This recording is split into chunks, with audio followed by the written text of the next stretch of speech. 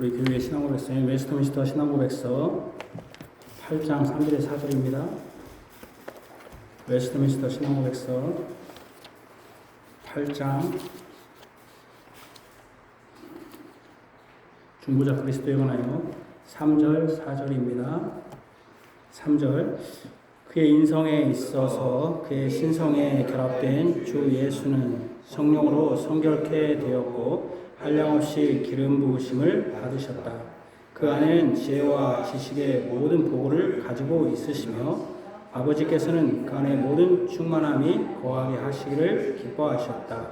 이는 그가 거룩하고 악이 없고 더러움이 없고 은혜와 진리로 충만하여 중보자요 보증자의 책임을 수행하기에 부족함이 없게 하셨다. 그 책임은 그가 스스로 취하신 것이 아니라 그의 아버지의 부르심에 의해서 된 것이다. 성부 하나님은 모든 권세와 심판을 그 아들의 손에 맡기시고 그것을 수행하도록 명령하셨다. 주 예수는 이 직분은 아주 기꺼이 받으셨다.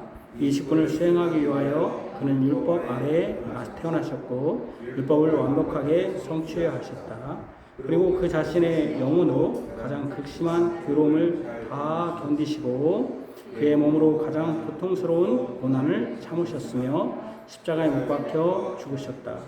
그리고 장사되어 사망의 권세 아래 계셨으나 썩음을 당하지 않으셨다. 제3일에 그는 그가 고난당하신 그 동일한 몸으로 죽은 자에게서 살아나시고 그 동일한 몸으로 하늘에 승천하셨다.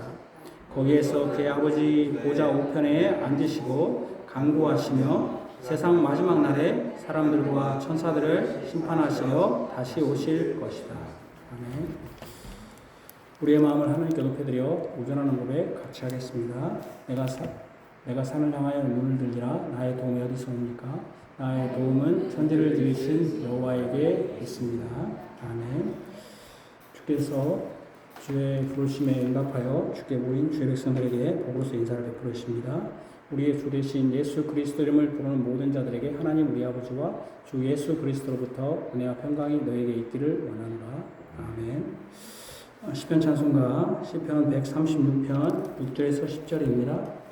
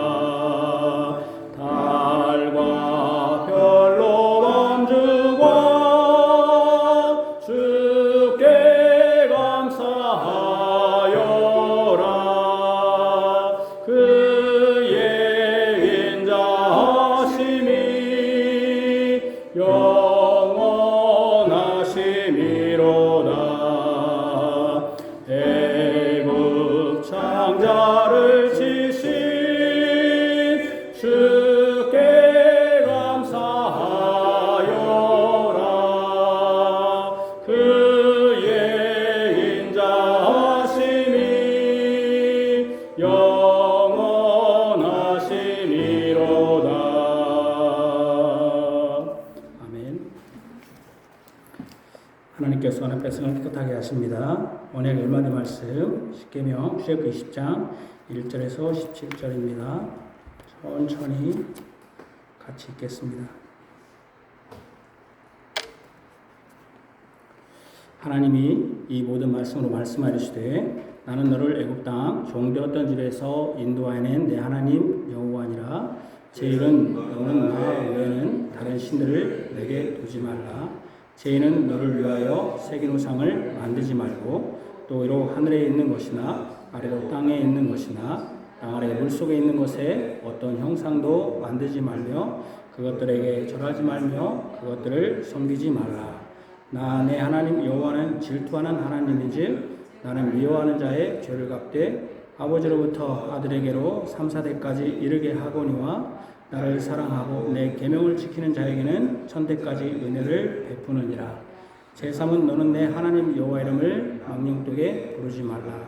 여호와는 그 이름을 망령되게 부르는 자를 죄 없다 하지 아니하리라. 제4는 안식일을 기억하여 거룩하게 지키라. 엿새 동안은 힘써 내 모든 일을 행할 것이나 일곱째 날은 내 하나님 여호와의 안식일인즉 너나 내 아들이나 내 딸이나 내 남종이나 내 여종이나 내 가축이나 내 문 안에 머무는 객이라도 아무 일도 하지 말라. 이는 엿새 동안에 나 여호와가 하늘과 땅과 바다와 그 가운데 모든 것을 만들고 일곱째 날에 쉬었습니다. 그러므로 나 여호와가 안식일을 복되게 하여 그날을 거룩하게 하였느니라. 제5는 내 부모를 공경하라. 그리하면 내 하나님 여호와가 내게 준 땅에서 내 생명이 길리라. 제6은 살인하지 말라. 제7은 간음하지 말라. 제8은 도둑질하지 말라. 제9는 내 이웃에 대하여 거짓 증거하지 말라. 제10은 내 이웃의 집을 탐내지 말라.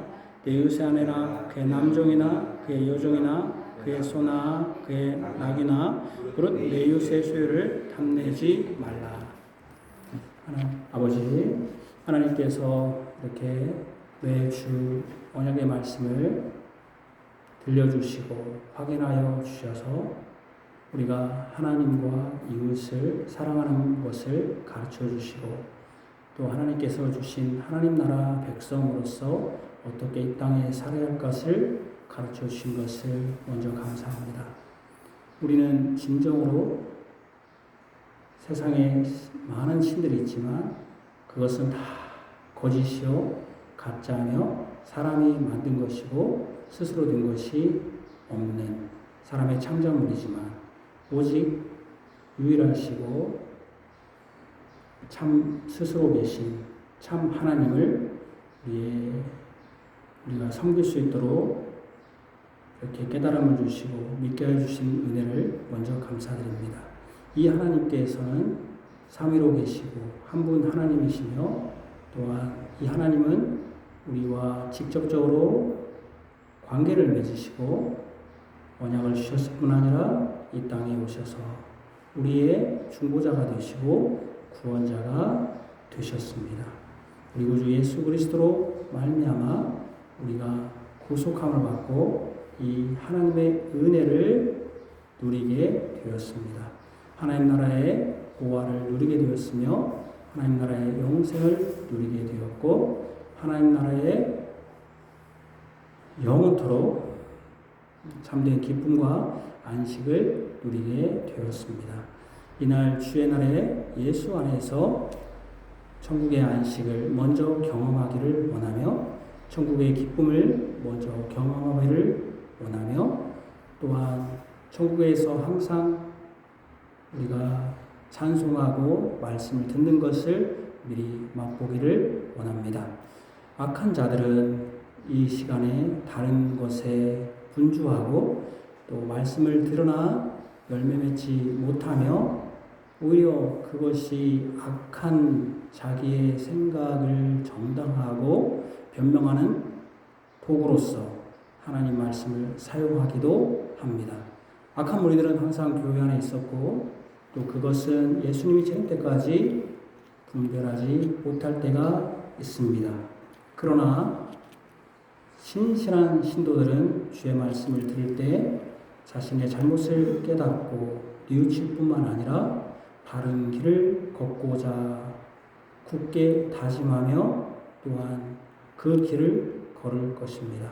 우리는 그러나 굳은 다짐에도 불구하고 연약하지만 주의 성령께서 말할 수 없는 탄식으로 우리를 도우시며 주의 성령께서 우리를 밝은 빛으로 인도하여 주시고 또한 악에서 우리를 벗어나게 하시며 또 악의 유혹에서 우리를 벗어날 수 있는 지혜와 또 말씀을 깨우쳐 주신 줄 아옵니다.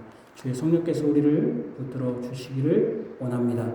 주께서 주의 말씀에 따라 우리가 또 성경 설교로서 듣습니다. 깨우쳐 주시고 진리 가운데에서 바르게 분별하면서 또한 분별한 말씀을 행하는 또 교회 또 저희들이 되게 하여 주옵소서. 그래서 오직 하나님께 영광이 돌리며 예수 그리스도의 사랑과 자비하심을 깨닫고 주의 성령을 의지하여 예수님이 오실 때까지 순례자의 삶, 나그네의 삶을 그러나 분명한 목표를 향해 전진할 수 있도록 주님 은혜 베풀어 주옵소서. 예수님 이름으로 기도합니다. 아멘. 여호와께서 말씀하시되 오라 우리가 서로 변론하자. 너희의 죄가 주홍 같을지라도 눈과 같이 이어질 것이요 진홍같이 붉을지라도 양털같이 희게 되리라. 아멘. 시편 찬송가 시편 137편입니다.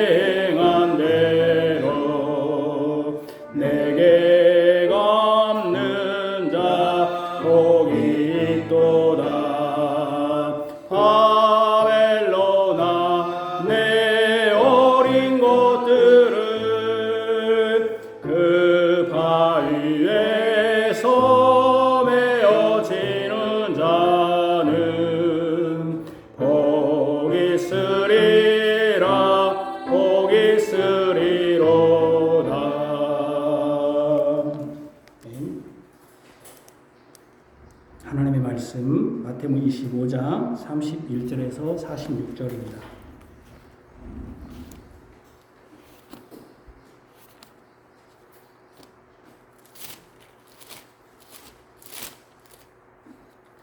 25장 31절에서 46절.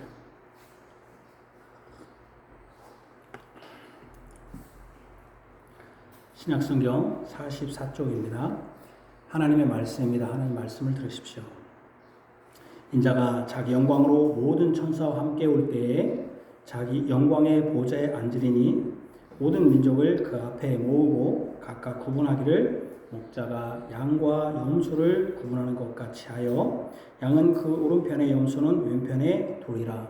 그때에 임금이 그 오른편에 있는 자들에게 이르시되 내 아버지께 복받을 자들이여 나와 창세로부터 너희를 위하여 예비된 나라를 상속받으라. 내가 줄일 때에 너희가 먹을 것을 주었고 목마를 때에 마시게 하였고 나그네 되었을 때에 영접하였고 헐벗을 때에 옷을 입혔고 병들었을 때에 돌보았고 옥에 갇혔을 때에 와서 보았느니라. 이에 의인들이 대답하이르되 주여 우리가 어느 때에 주께서 줄이신 것을 보고 음식을 대접하였으며 목마르신 것을 보고 마시게 하였나이까.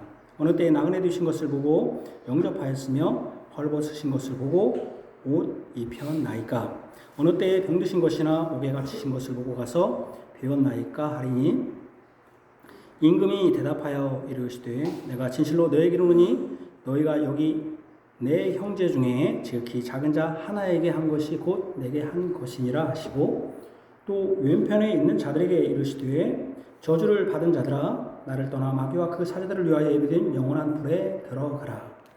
내가 줄일 때에 너희가 먹을 것을 주지 아니하였고 목마를 때에 마시게 하지 아니하였고 나그네 되었을 때에 영접하지 아니하였고 헐벗을 때에 옷 입히지 아니하였고 병들었을 때와 옥에 갇혔을 때에 돌보지 아니하였느니라 하시니 그들도 대답하여 이르되 주여 우리가 어느 때에 주께서 줄이신 것이나 목마르신 것이나 나그네 되신 것이나 헐벗으신 것이나 병드신 것이나 옥에 갇힌 것을 보고 공양하지 아니하더이까. 이에 임금이 대답하여 이르시되 내가 진실로 너에게 이르노니 이 지극히 작은 자 하나에게 하지 아니한 것이 곧 내게 하지 아니한 것이니라 하시리니 그들은 영벌에 의인은 영생에 들어가리라 하시니라. 아멘. 시편 찬송가 시편 138편입니다.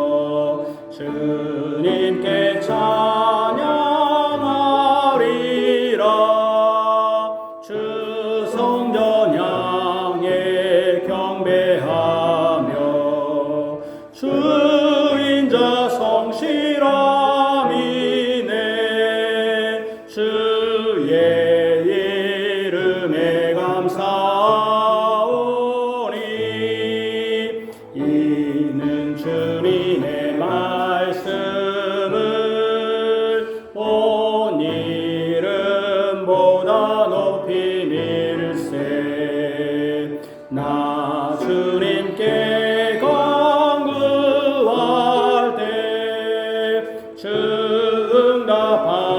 응답하며 내 영혼을 강하게 창녀하셨네.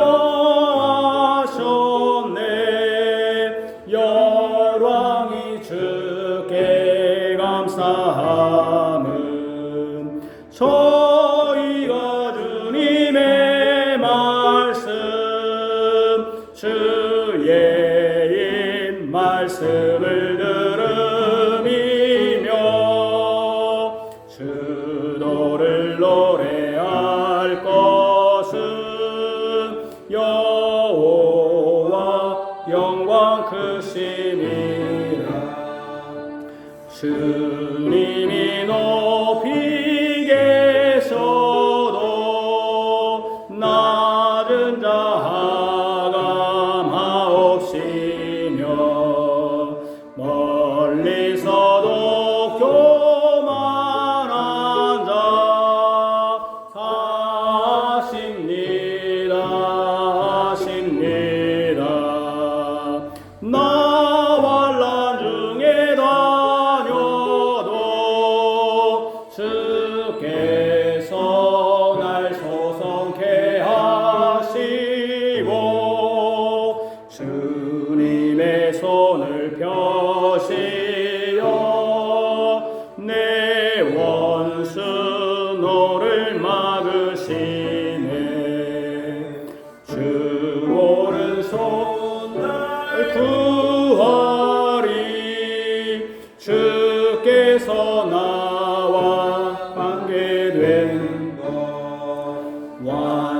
함께 하실 것이라. 오 여호와여 인자함이 주인자함 영원하니 주님의 손으로 지은 것을 버리지 마시옵소서. 오 주님 버리지 마소서. 아멘. 2025년 7월 20일 주일 오전 예배 마태복음 25장 31절에서 46절입니다.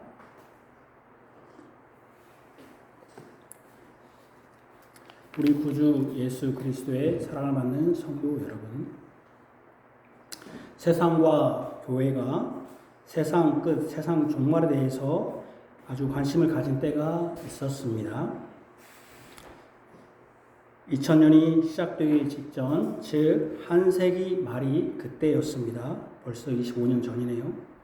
지금은 다 시들어져서 이제는 종말에 대해 관심을 갖지 않고 어떻게 하면 웰빙, 웰다잉 할까 하면서 이 세상에서의 삶을 추구합니다. 물론 이것이 잘못은 아닙니다. 하나님이 주신 것은 영혼뿐 아니라 육신도 주셨습니다. 그러니 사람이 육체를 건강하게 보존하고 유지하는 것도 신앙적인 일입니다. 영혼과 육신을 비교하면서 영혼이 육신보다 더 중요한 듯이 하는 것은 성경적인 태도가 아닙니다. 우리는 영혼만 있는 천사들이 아닙니다. 영과 육을 다 가진 사람입니다. 육신의 질병으로 얼마나 많은 제한을 받고 고통에 빠져 사는지 우리 교인들은 더 절실히 깨달을 것입니다. 단지 이 시대는 너무 육신에 관심이 많다는 것입니다. 현세적이란 뜻입니다. 교회도 종말, 즉 세상 끝에 대해서 우리 옛 신앙의 조상들보다는 덜 하다는 것입니다. 그만큼 우리가 잘 살기 때문에 자신의 종말, 즉 자신의 죽음뿐 아니라 세상 끝이 먼 얘기처럼 들리게 되었습니다. 이 세상이 금방 멸망할 것 같지도 않습니다. 매번 세상과 교회는 종말을 말했지만 오늘이나 내일이나 똑같이 오늘과 같은 날이라는 경험을 수없이 했기에 종말에 대해서 감각과 이성이 둔해지기도 했습니다. 지금 교회들은 세상 끝 종말의 설교보다는 코카콜라와 같은 청량 음료를 원합니다. 종말이고 뭐시고 당장 지금 힘드니 지금 내 현실의 문제를 해결해 달라는 식입니다. 그런 식의 찬송, 설교, 예배 순서 프로그램이 교회의 주류가 된 지 오래되었습니다. 안타까운 현실입니다. 그러나 우리는 항상 예수님의 재림을 기다려야 하고 예수님의 재림을 의식해야 합니다. 예수님의 재림, 이것이 주의 임함, 즉 세상 끝입니다. 이 세상 끝에 무슨 일이 있을 것인가를 아는 것은 단지 지금 당장 현실적인 문제를 해결받기 위해 이런저런 일에 분주한 것보다 인생을 길게 또 사람이 또 인생을 어떻게 살아야 하는지를 관조하게 됩니다. 사람들이 그런 말을 하지 않습니까? 죽음을 생각하면 지금 이 문제는 자잘한 것이고 아무것도 아닌데 뭐 그런 것 가지고 고민했을까? 그렇습니다. 예수님의 재림과 그로 인한 세상 끝의 관점에서 보면 그리고 세상 끝에 하나님 앞에 섰을 때를 생각하면 이 땅의 지금 현재의 문제는 아주 자잘한 것, 큰 의미도 없는 것일 수도 있습니다. 저는 오늘 본문 말씀으로 주보에 있는 것처럼 제목과 내용으로 설교하고자 합니다. 다시 오실 주님은 왕으로서 심판하시며 그 심판의 근거를 가르쳐 주셨다. 첫 번째로 자기 영광을 오실 인자이신 예수님께서 왕으로서 심판하신다. 두 번째, 여기 내 형제 중에 지극히 작은 자와 그 적용. 첫 번째로 자기 영광을 오실 인자이신 예수님께서 왕으로 재판하신다.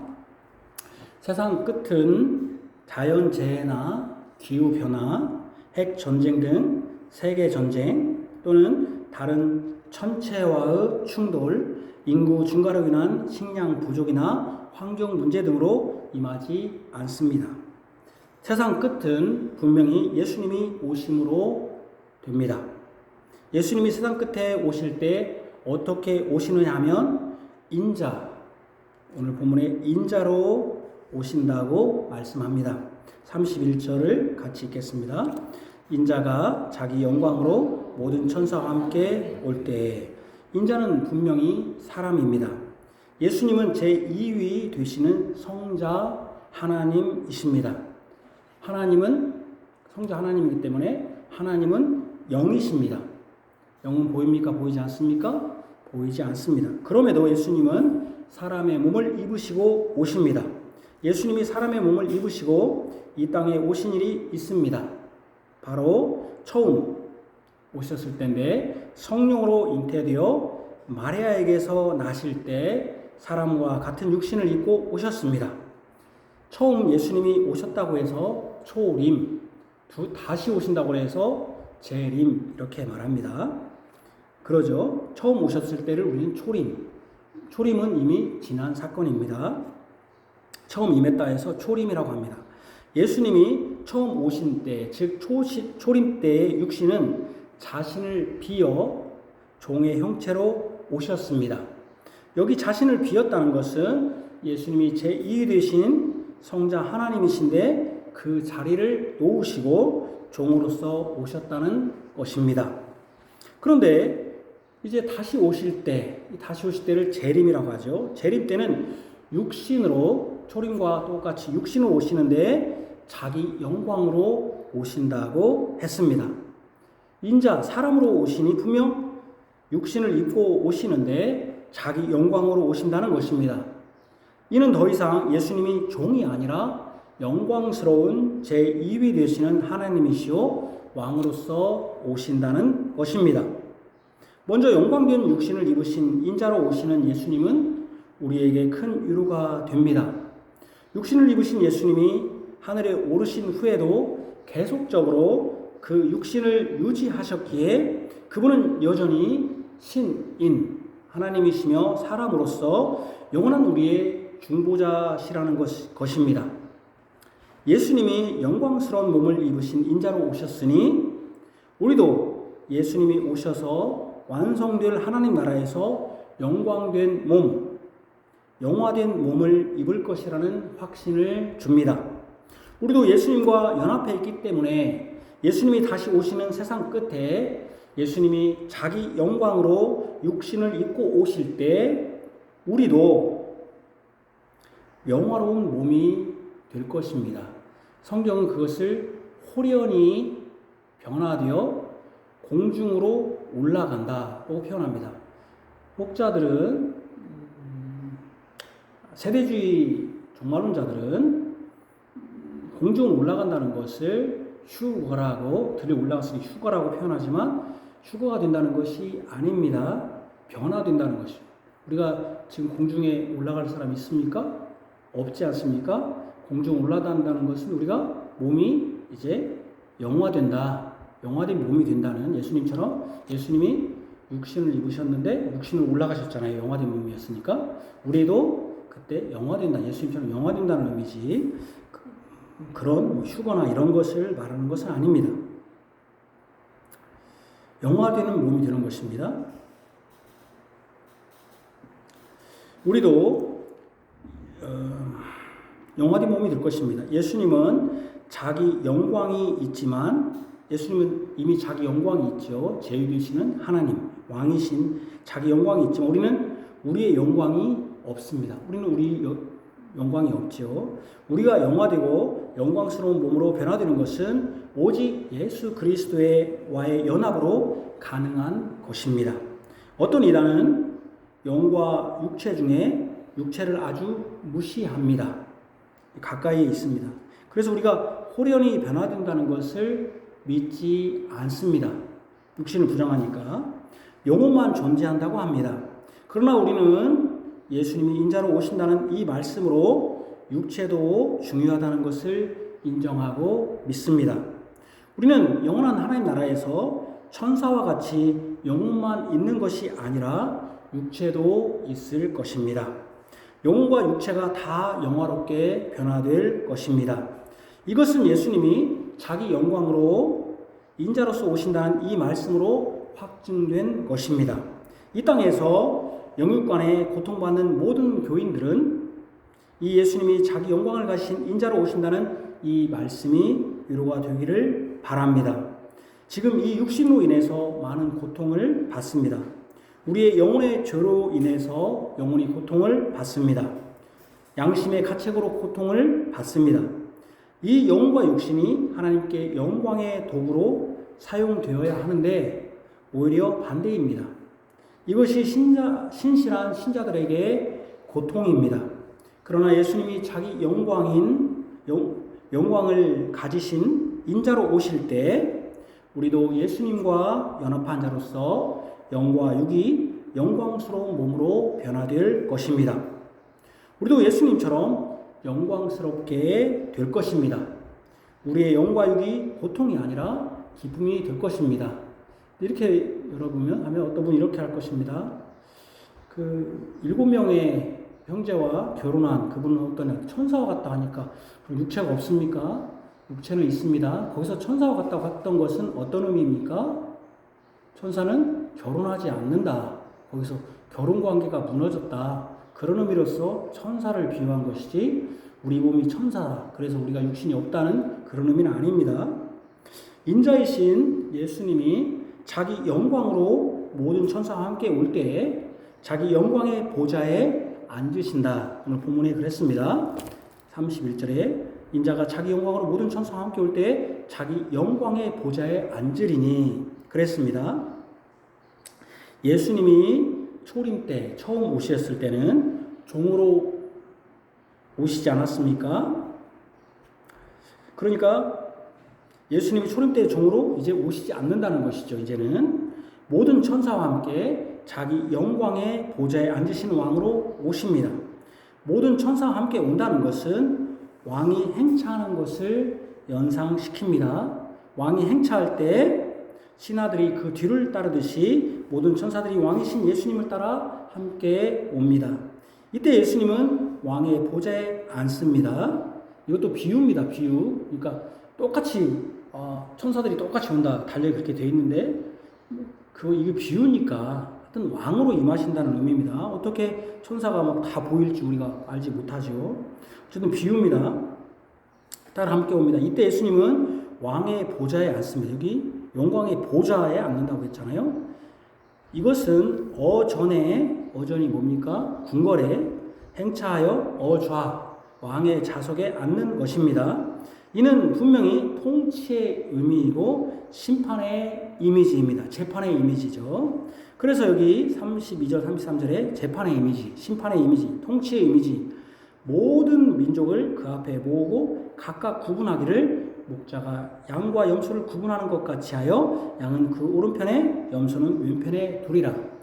예수님은 분명히 왕으로서 심판의 자리, 재판의 자리에 앉으십니다. 34절 이하에 임금이라는 표현, 임금이 오른편에 있는 자들에게 할 때 임금이라는 표현이 이를 확인해 줍니다. 왕으로서 예수님은 모든 민족을 그 앞으로 소환합니다. 다 부릅니다. 이 모든 민족에는 믿는 자와 믿지 않는 모든 자를 포함합니다. 어떤 종말론자들은 믿는 자들은 이 모든 민족에 포함되지 않는다고 합니다. 그러니까 믿는 자들은 재판받지 않는다라고 하는데 재판 자리에 심판의 자리에 두 부류로 각각 나누고 그 모든 민족에는 믿는 자도 포함됩니다. 그렇지 않습니다. 이건 잘못된 것입니다. 어떤 사람들은 믿는 자들은 하나님의 심판대 앞에 서지 않는다고 합니다. 잘못된 것입니다. 분명히 예수님이 왕으로 오셔서 모든 사람이 심판대 앞에 섭니다. 모든 사람이 왕이신 예수님 앞에 서게 됩니다. 그때 그들의 모든 것이 다 드러날 것입니다. 고린도후서 5장 10절을 같이 읽겠습니다. 이는 우리가 다 반드시 그리스도의 심판대 앞에 나타나게 되어 각각 선악간에 그 몸으로 행한 것을 따라 받으려 함이라. 우리가 다 반드시 그리스도의 심판대 앞에 나타나게 되어 그랬습니다. 그래서 선악간의 그 몸으로 행한 것을 따라 받으려 함이라. 히브리서 4장 13절을 같이 읽겠습니다. 지으신 것이 하나도 그 앞에 나타나지 않음이 없고 우리의 결산을 받으실 이에 눈앞에 만물이 벌거벗은 것 같이 드러나리라. 결산을 받으실 앞에 다 하나님 앞에 예수님 앞에 나아가고 만물이 벌거벗은 것 같이 드러나게 됩니다. 믿는 자를 포함한 모든 민족들이 다 그리스도 심판대 앞에 반드시 나타나게 됩니다.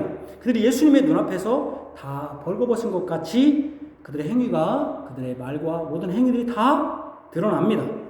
두 부류로 오늘 구분된다고 말했습니다. 양과 염소가 그 구분입니다. 양은 오른편에 염소는 왼편에 서게 됩니다. 이스라엘 백성들이 양을 키울 때 염소를 같이 논다고 합니다. 그래서 염소가 양을 보호한다, 공격에서. 그런데 이제 저녁 때 되면 나눈다. 그래서 양과 염소로 나눴을 것이다 라고 하는데 본문은 그것을 말하지 않습니다. 저는 오히려 그런 해석보다는 그냥 양과 염소라는 그냥 이미지, 나눈다는 이미지를 한 것이지 양은 고집이 안 세고 염소는 고집이 세고 그렇지 않습니다. 양도 좋고 염소도 얼마나 염소고기가 맛있다고요. 그러니까 그런 것은 중요하지 않습니다. 중요한 것은 양과 염소로 나눠진다는 그냥 그런 이미지입니다. 오히려 양과 염소를 그렇게 딱 구분하게 나눴다면 그 전에 어떻게 했습니까? 종말까지 구분이 안 되죠. 양과 염소 처음부터 딱 구분돼 버리잖아요. 막판에 구분된다는 것이죠. 그러니까 우리는 이게 딱 구분됐기 때문에 나눈다 이런 것보다는 그냥 이 본문은 물론 그렇게 해석할 수도 있지만 이 본문은 그냥 양과 염소, 양과 염소를 딱 구분되잖아요. 양과 염소 헷갈립니까? 양과 염소를 구분하지 못하는 사람은 없을 거 아닙니까? 그러니까 확연히 구분된다는 거죠. 그런 의미로 해석하는 게 더 좋겠다는 생각이 듭니다. 어쨌든 양은 오른편에, 염소는 왼편에 서게 됩니다. 오른편에 선 양은 내 아버지께 복받은 자들입니다. 여기 내 아버지께 복받은 자들. 그들은 창세로부터 34절인데 너희를 위해 예비된 나라 즉 하나님 나라를 유업이 뭡니까? 유산. 그렇죠. 유산이죠. 유산으로를 상속받을 것입니다. 반대로 왼편의 염소로 구분된 자들은 저주를 받은 자들입니다. 그들은 예수님을 따라 마귀와 그 사자들을 위하여 예비된 영원한 불에 들어갑니다. 이것도 왼편, 오른편 중요한 건 아닙니다. 오른편에 있는 강도, 거기에 성경에는 오른편, 왼편이라는 강도 그것이 없어요. 그냥 중요한 거는 왼편이 됐든 오른편이 됐든 나눠진다는 거예요. 어쨌든 나눠진다는 거. 사사 중에 온니엘은 왼손잡이 아니었습니까? 온니엘인가요? 갑자기 생각이 안 나네. 우리가 항상 오른편을 중시하지만 왼편도 항상 있는 것입니다. 어쨌든 반대로 왼편의 염소는 구별된 자들은 저주를 받은 자들입니다. 그들은 예수님을 떠나 41절에 보면 마귀와 그 사자들을 위하여 예비된 영원한 불에 들어갑니다.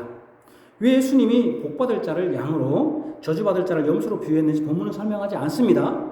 확실한 것은 각각 두 부분으로 나눈다는 것이고 명확하게 나눌 수 양과 염소 헷갈릴 사람 없잖아요.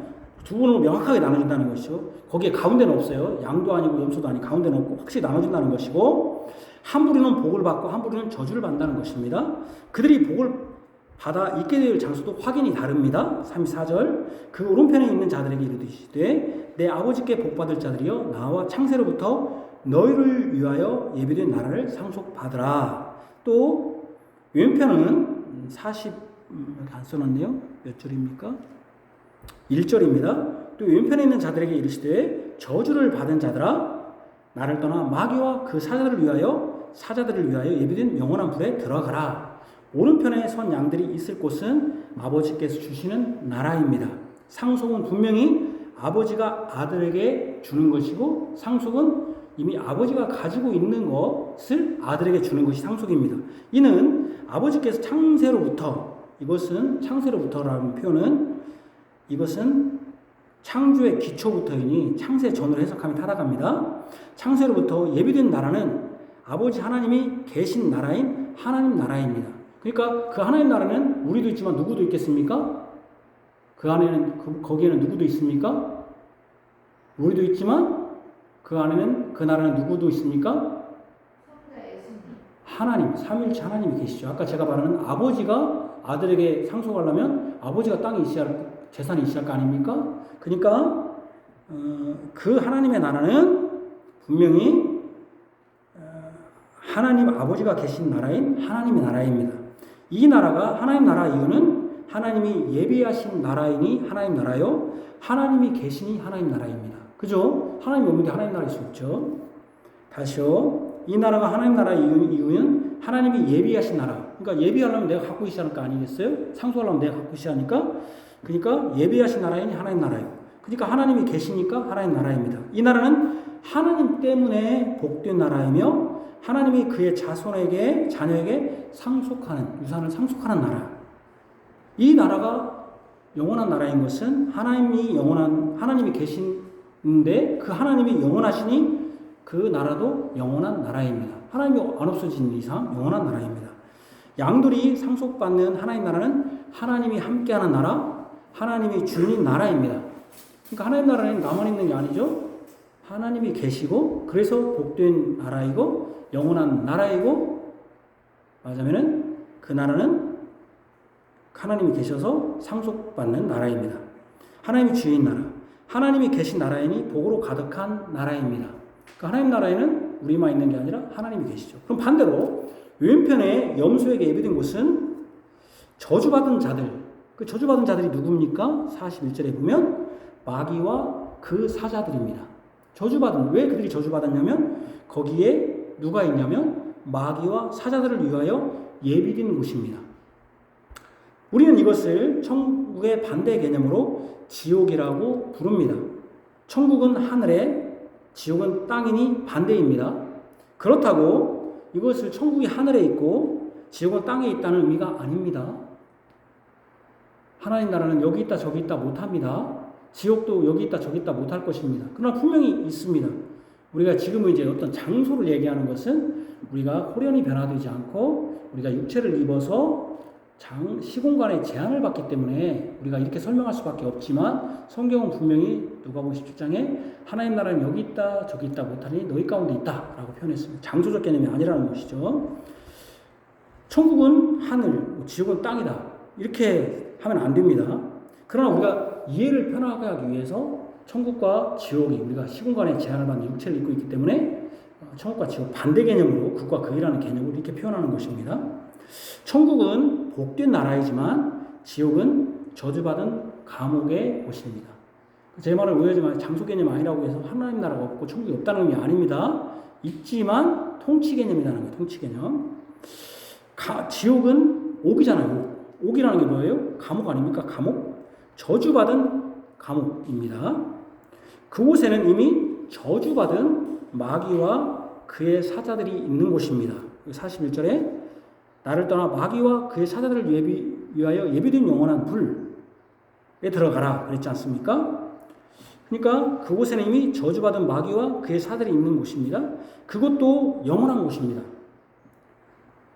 영원한 곳입니다. 왜 영원한 곳입니까? 하나님이 그걸 만들었기 때문에 영원한 곳이죠. 잠시 잠깐 훈련받다가 좀 착한 일을 한 사람은 감형되거나 사면되어 천국으로 올라갈 수 있는 훈련소와 같은 곳이 아닙니다. 옥에 갇혀 있으면 또 어떤 사면을 받기도 하고 또 어떤 일정 기간 채우면 감형되기도 하고 때로는 그냥 나올 수도 있는 거 아닙니까? 그런 곳이 아닙니다. 연옥이 아니라는 것입니다. 연옥은 이라는 뜻은 연단받는 감옥이라는 뜻입니다. 연옥이라는 뜻이 연단이 뭡니까? 훈련 아닙니까? 훈련받는 감옥이라는 뜻이 연옥이라는 뜻입니다. 연옥은 없습니다. 지옥은 훈련받고 연단받아 잘 따른 사람이 천국으로 올라가는 중간 단계의 장소가 아닙니다. 어떤 이단은 그걸 연옥이 있다고 그러는데 그렇지 않습니다. 연옥은 연단받는 감옥 또는 훈련받는 감옥이라는 뜻인데 훈련받아가지고 이렇게 잘 훈련받으면 또는 지상에서 그 사람을 위해서 헌금을 많이 했다든지 또는 착한 일을 많이 했다고 하면 그 사람이 명칭을 받아서든지 올라가는 그런 훈련받는 연단받는 감옥이 아닙니다. 그러니까 지옥은 훈련받고 연도받아 잘 따른 사람이 천국으로 올라가는 중간 단계의 곳이 아닙니다. 연옥은 없습니다. 예수님이 두 부류로 나눴지 세 부류로 나누지 않았습니다. 양과 염소로 나누고 그들에게 예비된 곳인 두 곳을 말씀합니다. 그러니까 여러분 우리 다시 한번 확인합시다. 천국, 우리가 하나님의 나라가 왜 복되고 영원하고 거기가 영원한 생명이 있는 곳입니까? 누구 때문에? 하나님이 때문에 영원하고 그가 복된 곳입니다. 하나님 나라는 하나님이 주인인 곳입니다. 그럼 지옥은 누가 있습니까? 저주받은 자, 마귀와 그의 사자. 사자는 뭡니까? 그의 부하들이죠. 부하들과 그를 따르는 자들이 있는 곳입니다. 거기는 한번 감염도 안 되고 사면도 안 되고 추록도 안 됩니다. 영원한 곳입니다. 왜 영원합니까? 그것도 하나님이 만든 곳이기 때문에 영원한 곳입니다. 그러나 저주받은 자들, 하나님께 저주받은 자들이 있는 곳입니다. 그 두 곳은 영원한 천국과 영원한 지옥뿐입니다. 그 중간에 연단 훈련받는 감옥은 없습니다. 또 어떤 분은 복음주의 어떤 분은 이게 하나님이 사랑의 하나님이 지옥이 있겠냐? 우리 영혼이 소멸된다. 영혼은 소멸되지 않습니다. 분명히 우리가 하나님 앞에 설 때가 있습니다. 여러분들 다 섭니다. 그때 두 부류로 나눠집니다. 하나님 나라에 초대받은 자들과 영원한 지옥으로 초대받은 자들이 두 부분만 나눕니다. 그들은 46절에 영벌에, 그들이 누구겠습니까? 저주받은 자들이 예비된 큰 지옥에 가는 것은 영원한 벌에, 형벌에 처할 것이고, 의인들은 여기 복받은 자들, 의인들은 영원한 생명에 들어가리라고 합니다. 물론 지옥에 있는 자들도 영생이 있습니다. 그런데 우리는 그들을 영생이라고 하지 않습니다. 왜냐하면 영화되지 않기 때문에 비참하게 영원 사는 게 뭔 의미가 있겠습니까? 저주받은 자들 즉 마귀와 그 사들을 위하여 예비된 곳에서 그들과 같이 영원한 불에 들어가 있을 왼편에 염소로 구분된 자들은 영벌에 처해질 것입니다. 영원한 형벌에 처해질 것입니다. 이 처벌은 감형이나 사면, 복권이 없는 영원한 형벌입니다. 한번 그곳으로 가기로 처분되면 더 이상 나올 어떤 기회도 없습니다. 영원한 형벌이면 영원한 불입니다. 반대로 아버지께 복받은 자인 양들로 구분된 자들은 영원한 생명을 누립니다. 그들을 상속받은 자들은 다시 떨어져 지옥에 가지 않습니다. 영원한 나라에서 영원토록 복을 누립니다. 두 번째, 여기 내 형제 중 지극히 작은 자와 그 적용. 임금이신 예수님은 그들을 단 두 부류로 나눈 근거를 34절에서 45절에 길게 말씀해 주었습니다. 35절, 36절 같이 읽겠습니다. 내가 줄일 때 너희가 먹을 것을 주었고, 목마를 때 마시게 하였고, 나그네 되었을 때 영접하였고, 헐벗을 때 입혔고, 병들었을 때 돌보았고, 옥에 갇혔을 때 와서 보았느니라. 이 의인들이 이렇게 대답합니다. 이 의인들이 같이 봅시다. 대답하여 이르되 주여 우리가 어느 때 주께서 줄이신 것을 보고 음식을 대접하였으며 목마르신 을 보고 마시게 하였나이까? 어느 때 나그네 되신 것을 보고 영접하였으며 헐벗으신 것을 보고 옷 입혔나이까? 어느 때 병드신 것이나 목에 갇히신 것을 보고 가서 비웠나이까? 그렇게 한 일이 의인이 없다는 것입니다. 저는 그렇게 한 일이 없는데요. 예수님이 음식 대접하고 목마른 거 마시게 하고 나그네 접대하고 옥에 갇혔을 때 면회 그런 적 없는데요. 의인들이 그렇게 말합니다. 그러니까 진짜 그런 거 없어요. 한 일이 없다는 것입니다. 그런데 임금이신 예수님이 다시 대답하시면서 너희들은 나에게 그렇게 했다고 단언하십니다. 뭐라고 말합니까? 40절 시작. 임금이 대답하여 이르시되 내가 진실로 너에게 이르노니 너희가 여기 내 형제 중에 지극히 작은 자 하나에게 한 것이 곧 내게 한 것이니라. 왼편 염소로 분류된 사람들에게도 그와 반대로 말씀하셨습니다. 그때 그들은 이렇게 말했죠. 너희들은 나에게 헐벗을 때 주지 않았고 옷 입혔을 때 옷 입히지 않았고 면회하지도 않았다. 그러니까 그 저주받은 자들이 이렇게 말했습니다. 같이 봅시다. 그들도 대답하여 이르되 주여 우리가 어느 때에 주께서 줄이신 것이나 목마르신 것이나 나그네 되신 것이나 헐벗으신 것이나 병드신 것이나 옥에 갇히신 것을 보고 공양하지 아니하였나이까? 우리도 언제 안 했어요? 우리가 예수님? 했는데요? 언제 안 했다는 말이에요? 자신들이 언제 그런 식으로 주님을 대우했냐고 항변합니다. 그랬더니 임금인 예수님이 왼편에 있는 자들에게 다시 대답해 주셨습니다. 같이 봅시다. 예, 임금이 대답하여 이르시되 내가 진실로 너에게 이르노니 이 지극히 작은 자 하나에게 하지 아니한 것이 곧 내게 하지 아니한 것이니라. 분명 이 임금은 누굽니까? 예수님입니다. 아까 자기 영광을 가지고 자기 보좌에 앉았다고 보니까 예수님입니다. 이 예수님이 지금 어디에 계십니까? 이 두 사람이 지금 의인도 나는 한 적이 없다고 한 것도 나는 예수님 한 적이 없는데요? 또 저주받은 자도 내가 언제 예수님께 안 했다는 거죠? 이렇게 말할 수 있는 이유가 있습니다. 왜냐하면 이 예수님은 지금 하늘에 오르셔서 이 땅에 계십니까? 안 계십니까? 예수님은 계시지 않았습니다. 제가 그랬잖아요. 다시 오신다고 했잖아요. 다시 오신다고 할 때까지 예수님은 어디에 계셨습니까? 하늘에 계셨고 이 사람들은 땅에 있었는데 언제 내가 예수님께 의인들도 난 한 적 없는데요? 또 저주받은 자들도 내가 언제 안 했다는 겁니까? 다 맞는 말이죠. 왜요? 하늘에 오르신 예수님은 이 땅에 계신 일이 없습니다. 그러니 임금이신 예수님께 줄일 때 먹을 것을 주고 목마를 때 마실 것을 주고 나그네 되었을 때 영접하고 옷을 주고 헐벗을 때 옷을 주고 병들었을 때 돌보고 옥에 갇혔을 때 면회하지 않았습니다. 아무도 한 적이 없습니다. 의인이 한 적이 없다는 말은 맞습니다. 천국인데 어떻게 지금 하늘나라에 있는데 어떻게 합니까? 오른편에 있는 사람들이 예수님께 한 적이 없다고 말한 것은 진실한 대답입니다. 왼편에 있는 사람이 언제 예수님께 안 했다는 겁니까? 하는 것도 진실한 대답입니다. 한 적이 없죠. 예수님은 하늘에 계시지 여기 땅에 계시지 않았기 때문입니다. 그러죠? 그러니 예수님께 했다고 할 수도 없고 안 했다고 할 수도 없습니다. 하늘에 계시니까. 그런데 예수님은 분명히 오른편에 있는 자들은 자신에게 그렇게 했다고 합니다. 오른편에 있는 자들은 너희들 했다 나한테. 또 왼편에 있는 자들은 그렇게 하지 않았다고 말합니다. 왜 그렇습니까? 예수님이 이렇게 말씀했습니다. 여기서 잘 들으십시오. 교회 와봤자 딴짓하고 있으면 여러분 교회 오지 않는 거랑 똑같아요.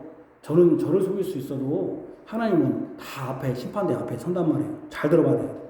예수님은 내가 진실로 너에게 이르노니 너희가 여기 내 형제 중에 지극히 작은 자 하나에게 한 것이 곧 내게 한 것이라고 말씀했습니다.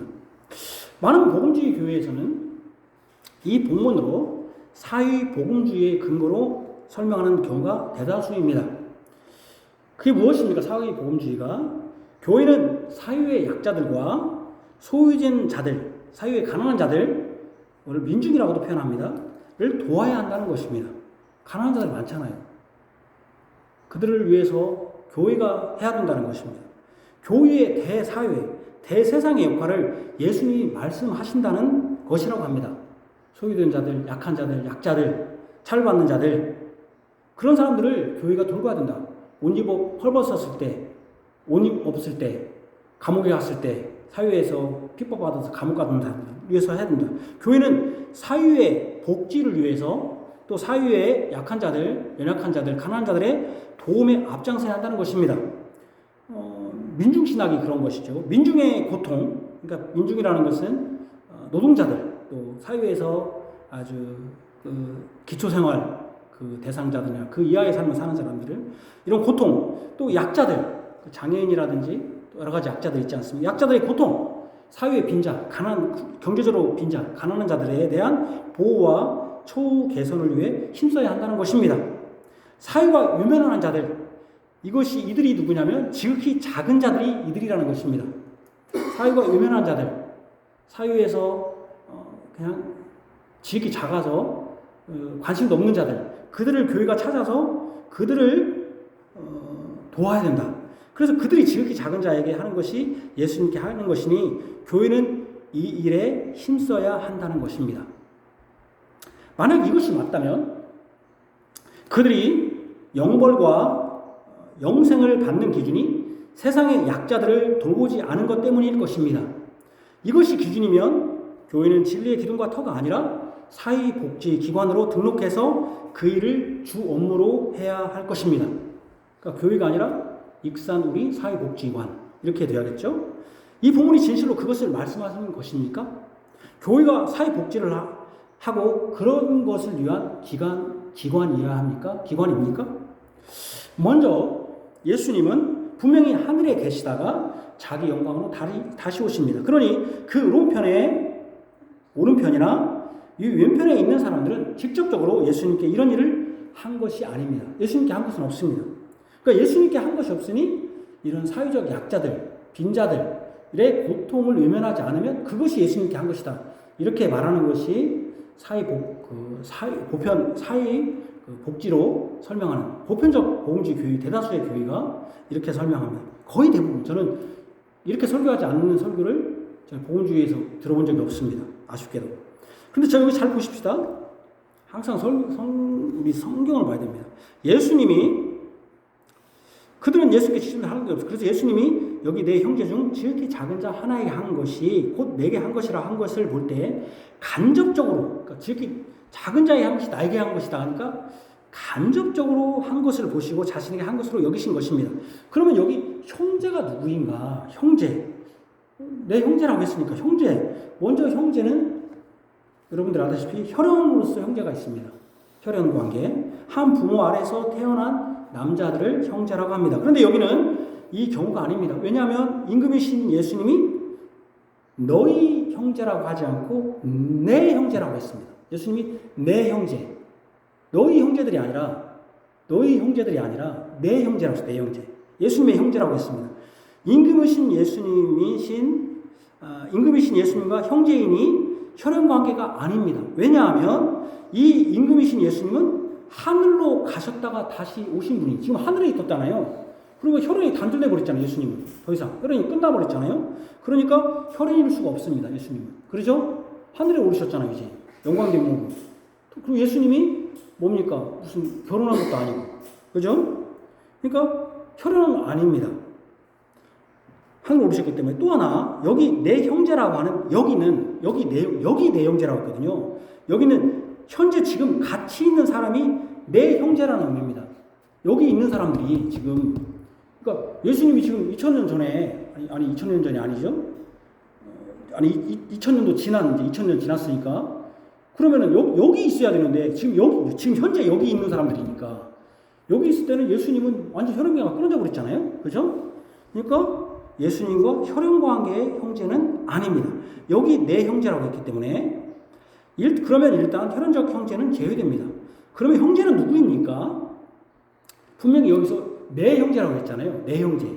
너희들의 형제가 아니라, 우리들의 형제가 아니라 예수님께서 마태복음 12장 50절에 이렇게 가르쳐 주셨습니다. 같이 봅시다. 누구든지 하늘에 계신 내 아버지의 뜻대로 행하는 자가 내 형제요, 자매요, 어머니이라 하시더라. 여기 내 형제라는 표현이 있어요. 누구든지 하늘에 계신 내 아버지 뜻대로 하는 자, 이게 누굽니까? 내 형제요, 내 자매요, 내 어머니입니다. 그러니까 진정한 형제는 뭡니까? 아버지 뜻대로 행하는 자입니다. 형제는 하늘에 계신 예수님의 아버지, 즉 성부 하나님의 뜻대로 행하는 자가 예수님의 형제요, 자매요, 어머니입니다. 그러니 여기 내 형제는 성부 하나님의 뜻대로 하는 자는 누구든지 다 뭡니까? 형제가 해당됩니다. 그러면 지극히 작은 자는 그러면 누굽니까? 예수님께서 지극히 작은 자는 아까 사회적으로 소외된 자다. 그들을 돌봐야 된다. 그런 것인가? 지극히 작은 자 그런 사람들인가? 마태복음 10장 42절에서 이게 중요해요. 이 해석에서 이것을 해석하지 않으면 이것을 복음주의가 해석을 하지 않으니까 엉터리 같은 소리를 하는 거예요. 교회가 그러니까는 막 사회운동 해야 된다. 막 민주화 운동 해야 된다. 교회가 이런 엉터리 같은 소리를 하는 거예요. 왜 민주화 운동 왜 해요? 사회에 고통받는 자들 있잖아요. 노동운동 해야 된다. 막 데모하고 뭡니까? 노조에 들어가고 막 때려잡아야 된다. 그런 운동 하는 거죠. 왜? 약자들을 데모해야 하니까. 지극히 작은, 이 해석을 해야 되는데 안 하니까. 지극히 작은 자 그럼 누굽니까? 마태복음 10장 42절에 이렇게 가르쳐 주십니다. 같이 봅시다. 시작. 너희를 영접하는 자는 나를 영접하는 것이요. 나를 영접하는 자를 나를 보내신 이를 영접하는 것이니라. 선지자 이름으로 선지자를 영접하는 자는 선지자의 상을 받을 것이요. 의인의 이름으로 의인을 영접하는 자는 의인의 상을 받을 것이요. 또 누구든지 제자 이름으로 이 작은 자 중 하나에게 냉수 한 그릇이라도 주는 자는 내가 진실로 너희에게 이르노니 그 사람이 결탄코 상을 잃지 아니하리라 하시니라. 여기 보면 제가 여기 여러분들에게 편의하기 위해서 자 1번 선지자 이름으로 할 때 1-1 했죠. 1.1 선지자를 영접하는 것이요. 그러면 선지자의 상을 받을 것이요. 1 했죠. 자, 이는 의인의 이름으로 2 했죠. 의인을 영접하면 2.1 했죠. 의인의 상을 받아 2.1이었죠. 그러면 누구든지 제자 이름으로 3.1이니까 여기 이 작은 자는 누구겠어요? 제자 이름으로 누구를 영접하냐? 제자를 영접. 그게 맞잖아요. 선지자, 의인. 선지자 상을 받잖아요. 의인을 영접, 의인의 이름, 의인을 영접, 의인의 상. 그러면 누구든지 제자 이름으로 이 작은 자는 하나를 영접하면 이 작은 자가 누구예요? 제자들. 냉수 한 그릇이라도 여기 냉수 나오잖아요. 우리가 물 한 잔 주는 거. 목마르면. 그렇다고 상을, 여기 상은 뭔 상이에요? 의인의 상, 선지자의 상이니까 제자의 상이겠죠. 이게 맞죠? 이렇게 가요? 그죠? 딱딱딱 나오는 것이죠. 그래서 선지자 이름으로 선지자를 대접하면 선지자의 상을, 의인의 이름으로 의인을 영접하면 의인의 상을, 그러므로 제자 이름으로 이 작은 자 중 하나를 영접하는 것입니다. 그러면 이 작은 자가 누구겠어요? 제자 아닙니까? 나오잖아요. 딱딱딱 나오잖아요. 이 작은 자는 바로 제자입니다. 마태복음 9장 41절 42절을 보시면 같이 읽읍시다. 시작. 누구든지 너희가 그리스도에게 속한 자라 하여 물 한 그릇이라도 이면 내가 진실로 이르노니 그가 결코 상을 잃지 아니하리라. 또 누구든지 나를 믿는 이 작은 자 중 하나라도 실족하게 하면 차라리 연자맷돌이 이 목에 매어 바다에 던져지는 것이 나으니라. 여기 그리스도에 속한 자라요. 물 한 그릇이라도 주면, 여기 봐봐요. 오늘 마태복음 25장에도 물을, 냉수 한 그릇, 목마르다고 물을 줬을 때 결코 상을 잊지 않을 것이다. 그리스도에 속한 자, 그게 누굽니까? 지극히 작은 자죠. 근데 여기 보니까 나를 믿는 이 작은 자 중 하나, 작은 자가 누굽니까? 그리스도에 속해서 그리스도를 믿는. 이렇게 중요한 얘기를 하는데 지금 자고 있으면 어떡해요? 우리 교회에서만 들을 수 있는 얘기인데. 자는 사람 없고. 네, 자면 안 돼요. 그리스도에 속한 자, 그러니까 작은 자는 그리스도에 속해서 나를, 예수를 믿는 이 작은 자죠. 이게 작은 자죠. 이게. 그게 누구예요? 제자죠. 제자. 그리스도의 제자. 그러니까 그래서 제자는 누구예요? 나를 믿는, 아버지의 뜻대로 행하는 자. 이게 제자죠. 제자. 이게 작은 자죠. 분명히 냉수 한 그릇이라도 주어야 하는 사람은 그리스도에 속한 자이며, 작은 자는 분명히 예수님을 믿는 자입니다. 분명히 나를 믿는 이 작은 자들이라고 해서 이 작은 자는 나를 믿는 이 작은 자잖아요. 이라고 표현했잖아요. 작은 자는 분명히 지시대명사 이가 있습니다. 이는 바로 나를 믿는 자들이며 이들이 바로 작은 자들입니다. 그래서 예수님은 이 예로서 작은 자를 누구겠습니까? 어린아이로 예를 들었고, 양 100마리 중 한 마리 양을 들었고, 그 한 마리를 양을 위해서 어떻게 했습니까? 자기 그 놔두고 가지 않습니까? 왜? 자기를 믿었기 때문에. 왜 어린아이겠습니까? 어린아이가 하나님 나라에 속했다고. 어린아이가 의인이었기 때문에 그렇게 한 거 아닙니까? 작은 자지만. 세상 사람이 볼 때 작은 거지만. 100마리가 한 마리가 완전 작은지만. 즉 예수님이 마태복음 25장에서 말씀하신 여기 내 형제 중에 지극히 작은 자 하나는 가장 중요해요. 오늘 본문 설교에. 여기 내 형제 중 지극히 작은 자 하나는 뭡니까? 그리스도를 믿는 제자 중 하나인 제자들입니다. 그러니까 다시 또 설명하면 그리스도를, 하나님의 뜻을 따라 그리스도를 믿어 하나님의 뜻을 행하는 제자 중 하나인 제자들, 이 지극히 작은 자들입니다. 예수님은 사이 복음주의자가 아닙니다.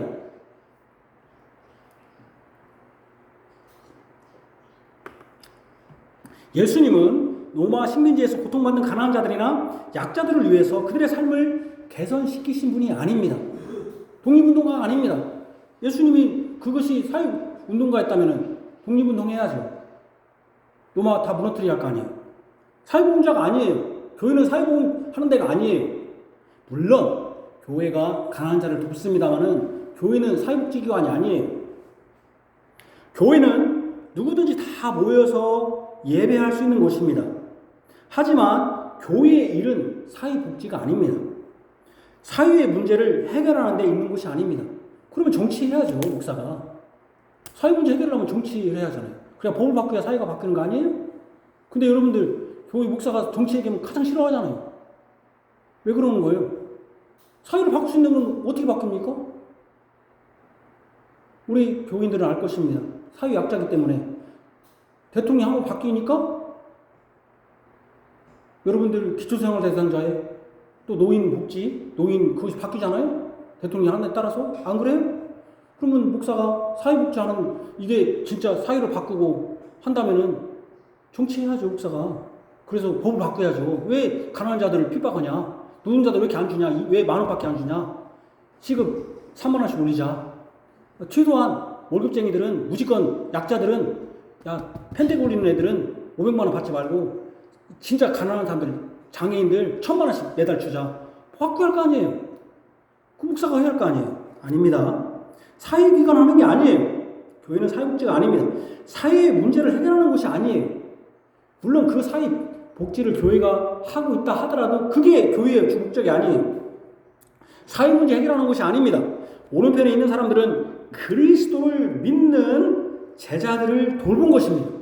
그리스도를 믿는 제자, 여기서 잘 들어요. 여기 잘 보세요. 당시의 작은 자, 소자라고 하죠. 다른 누가복음에서는 제자들이었습니다. 그 당시 사회에서는 제자들이 아주 작은 자였습니다. 나그네처럼 산 사람들이요, 헐벗은 사람들이요, 냉수 한 그릇이 필요한 사람들이요, 박해를 받아 감옥에 갇혀 박해를 받는 사람들이었습니다. 의를 위하여 핍박받는 사람들이었다는 거예요. 지금처럼 무슨 제자훈련 한답시고 몇 주, 몇 개월만 하면 예수님의 제자다 해서 수료증 받는 그런 제자가 아니었어요. 사회에서 볼 때도 작은 자, 지극히 작은 자였습니다. 그렇다고 이 시대에 예수를 믿지 않는 홈리스, 거리의 방랑자나 생활 보호 대상자가 그들이 아닙니다. 그들은 예수 믿는 사람도 있겠지만 안 믿는 사람도 있어요. 그들이 아니에요. 여기서 지극히 작은 자는 집이 없고 방랑하고 생활 보호 대상자가 아니에요. 분명히 예수님을 믿는 제자들이 이 예수님의 형제의 조건입니다. 여기서 보자. 내 형제라고 했잖아. 예수님의 형제잖아. 예수님의. 너희 형제, 여기 내 자를 잘못 썼네. 너희 형제가 아니라 예수님의 형제야 하니 예수님을 믿어야 합니다. 이 시대 복음주의 교회가 하나님의 곳간에 들어온 헌금을 무작위로 모든 사람에게 선심 쓰듯 베풀고 사회복지나 교회 전도나 이미지 교양을 위한 목적으로 사용하는 것은 타당하지 않습니다. 하나님의 것은 그에 타당하게 써야지 선심 쓰듯 하고 가난한 자들이라고 해서 다 주면 되는 것이 아닙니다. 그러면 가난하다가 어떤 사람이 아파트에 사는데 돈이 부족합니다. 교회에서 주셔야죠. 이게 기준이라면. 그래서 헐벗었잖아요. 집 가난하고 없는데. 그럼 교회 주야겠네요? 다 오면? 하음에 어떤 분이 제가 처음에 여기 개척했더니 한 3년, 요즘은 안 와요, 이제. 하도 내가 소문이 났는지. 초문이 막 소리를 질러요, 막. 무슨 기도를 하는지 위에서 들릴 정도로. 그래서 내려와 봤더니 이 앞에서 하는데 술이 완전 취했어요. 막 기도를 하고 막 하는 거예요. 그러면서 내가 오니까 술이 완전히 만취했는데, 목사님, 저 좀 돈 좀 주세요. 왜? 저 술이 또 먹겠는데, 나는 술이 떠나서 나는 돈을 못 줘요. 멀쩡하게 제정신하고 교회를 참석하세요. 나는 돈을 못 줍니다. 이런 내 목사라고 돈 주는 게 아닙니다. 특히 술 먹는다는 내가 돈을 나는 못 줍니다. 그랬더니 그다음부터는 안 와요. 근데 돈 줄 수도 있겠죠, 물론. 그러나 교회는 그런 곳이 아니에요. 물론 제가 개인적으로 줄 수 있어요. 개인적으로. 그분이 참 불쌍하다. 아이고, 저 얼마나 불쌍할까. 돈 줄 데가 없으니 목사한테 와서 개인적으로 줄 수 있지만, 교회 돈을, 교회의 창고, 교회 현금을 하나님의 그것이 타당하게 써야지 선심 쓰듯 가난한 자들이라고 다 주면 안 됩니다. 어렵고 힘든 사람이 있으면 개인적으로 하면 돼요. 여러분들이 어려운 사람들 있잖아요. 여러분들 주변에. 개인적으로 하면 돼요. 그것을 교회가 할 때는 그가 예수님께 대한 헌신과 사랑과 믿음이 있는지를 분명히 체크해야 돼요. 하나님께 거룩하게 바친 헌금을 하지도 않고 하나님을 대적하는 자들에게 사용하는 것은 잘못된 것입니다. 분명히 잘못된 것입니다. 그것이 교회 이미지를 좋게 하여 장기적으로 볼 때는 종국에는 교회의 전도에 좋은 영향을 줄 수 있다면서 헌금을 불신자들이나 하나님과 무관한 단체나 사람에게 쓰는 것은 결국 교회가 주님을 의지하는 것이 아니라 사람의 방법과 실용을 의지하는 것입니다. 그렇게 하죠, 요즘은. 그러니까 이건 누가 할 수 있습니까? 작은 교회는 못해요. 큰 교회가 하는 거죠, 큰 교회가. 큰 교회가 돈이 많으니까. 세상에 지탄을 받으니까. 야, 너네들 이렇게 컸으면서 아무것도 아니야? 근데 사실은 사회가 해준 게 아니에요, 사회가. 그 큰 교회도 누가 다 헌금한 거예요? 교인들이 헌금한 거 아니에요? 그러니까 이제 장기적으로 보면, 그렇게, 교회 이미지를 좋아서 사람들이 올 것이다. 그것은 주님을 의지하는 게 아니에요. 소속 어디가 여러분 교회 이미지 좋게 하려고 예수님이 로마에다가 헌금하고 그렇게 한 적이 없어요. 가이사의 것은 가이사의 거고 하나님 것은 하나님의 것인 것이지. 소속된 교회의 어려운 형편의 성도는 소홀히 하면서 그 자기 교회의 그 어려운 형편의 성도는 소홀히 하면서 다른 단체나 개인에게 하나님의 헌금을 사용하는 것도 주의해야 합니다. 자기 교회는 지금 힘들어. 근데 어디 갔다 막 쓰는 거 또 주의해야 돼요. 많은 경우 그런 경우가 많습니다. 많은 경우 그런 경우가 많아요. 교회가 어렵고 힘들고 특별히 건축 헌금한다고 할 때 헌금한 사람은 교인인데 그러죠? 그렇게 크게 만들어보고 교인인데 교회와 무관한 단체에 이용을 허락하거나 교인이 어려울 때 돕지 않고 다른 데만 돕는 것은 잘못된 거예요. 헌금한 사람은 따로 있는데 다른 사람들이 혜택을 보면 어떻게 해요? 교회는 사회복지기관이 아닙니다. 여러분 사회복지기관은 지금 누가 하고 있습니까? 국가가 할 일을 한 개인이 하니까 국가에서 그 사람들을 돈을 줘가지고 직원에 돈 주고 그들의 시설을 하는 거 아닙니까? 그러면 우리도 사회복지기관 되면 여러분들이 헌금할 필요가 없는 것이죠. 왜 사회복지는 무엇으로 운영됩니까? 사회복지 만든 사람이 운영하는 게 아니에요. 누가 줍니까? 국가에서 주는 겁니다. 국가에서. 그럼 여러분들이 우리가 사회복지기관이 우리가 헌금할 필요가 없는 것이죠. 국가에서 헌금 되는 것이죠. 근데 왜 우리가 헌금해서 우리가 하는 것을 갖다가 왜 사회에다가 자기는 하나 기여한 것도 없는데 왜 그렇게 하는 것입니까? 하나님의 국간을 하나님을 대적하는 자들에게 함부로 주는 것입니까? 그렇게 하면 안 됩니다. 그것은 그런 복지는 국가나 사회단체가 할 수 있는 것이에요. 교회가 아니라도 할 수 있어요. 우리들은 그들을 개인적으로 도울 수 있어요. 또 우리가 어떻게 할 수 있습니까? 개인적으로 도울 수 있고 또 다른 방법이 있어요. 국가의 세금으로 국가 안에 모든 사람이 복지 혜택을 누릴 수 있도록 할 수 있습니다. 그러니까 우리가 뭐 하면 돼요? 그들을 위해서 도울 수 있는 방법은 뭐예요? 네? 세금을 잘 내야 돼요. 기도하는 게 아니라. 기도한다고 해서 그들이 도와주는 게 아니에요. 세금 잘 내면 돼요. 세금 여러분들이 탈세우지 말고 열심히 내면 돼요. 기도한다고 해서 그 사람들이 배불러주는 게 아니에요. 기초생활 대상자들, 복지가 필요한 사람들을 위해서 우리가 세금을 열심히 내세요. 여러분 돈 많이 내고 세금은 돈 많이 낸 사람 많이 걷잖아요. 탈세하지 말고 많이 내시면 돼요. 그죠? 그래서 비근한 얘가 건강보험 같은 거잖아요. 많이 내는 사람, 많이 번 사람 많이 내지만 또 가난한 사람들은 그래서 조금 내기도 하고 아이들은 조금 내기도 하고 어른들은 조금 내잖아요. 어른들은 뭐 물리치료반에 1,000원. 그러죠? 왜 그렇게 됩니까? 어른들은 우리가 다 붙이는 거, 우리가 좀 장업 다칩니까? 아닙니다. 젊은 사람들이 세금 많이 내는 것이죠. 세금 많이 내면 됩니다. 예를 들면, 우리는 세금을 성실히 납부함으로써 사회 전반의 약자와 소외되고 궁핍한 사람 모두를 도울 수 있습니다. 세금 잘 내야 돼요. 그러니까, 예수 믿는 사람들은. 세금 잘 내야 돼요. 그럼 우리가 돕는 거예요, 그들을. 우리가. 기초 생활을 할 수 있도록 세금을 통해서 국가가 그것을 하고 있습니다. 그러나 교회가 모든 사람을 돕기 위해 하나님의 창고를 열어서는 안 됩니다. 하나님께 헌신과 믿음이 없는 사람들에게 하나님의 국가는 열리지 않습니다. 집사는 교회의 직분입니다. 그러므로 어려운 이웃을 돕는 집사가 교회의 직분이므로 교회의 직분이잖아요. 집사는 하나님께 헌신하고 예수님을 믿는 제자들을 도와야 하지 모든 사람을 돕기 위해 집사를 세운 게 아니에요. 그렇죠? 그렇잖아요, 여러분. 모든 사람을 위해서 돕기 위해서 그런 거 아니에요. 집사는 교회의 집사지. 그러니까 교회의 집사는 교회의 어려운 형편인 있는 사람들을 먼저 봐야 되는 것이지. 그렇지 않고 자기 지금 식구들은 여기 있는 교인들은 힘든데 그리고 교인들이 기여를 했는데 관심도 없어. 이거 어떻게 되는 거예요, 이게? 그렇게 되면 집사는 교회의 직분이 안 되는 것입니다. 이 예수님을 믿는 제자들이 가장 많이 있는 곳이 어디입니까? 여러분 제가 물어볼게요. 왜 그럼 왼편에 있는 자들이 왜 그러면 저주받았는가? 자기는 그랬단 말이야. 내가 언제 한 적이 없습니까? 나는 했는데요 했잖아요. 이걸 들어보면 그들은 한 것이 없습니다. 자, 제가 물어볼게요. 예수를 믿는 제자들이 가장 많이 있는 곳이 어디입니까? 교회입니다. 바로 예수님을 믿는 제자들이 가장 많은 곳이 교회예요, 교회. 이것은 왜 왼편에 있는 자들이 저주받을 자들이며 그들이 이 지극힌 자그자 바로 제자들에게 하지 않았다고 하는지를 분명히 알려줍니다. 그들은 교회에 어떤 것도 드린 적이 없습니다.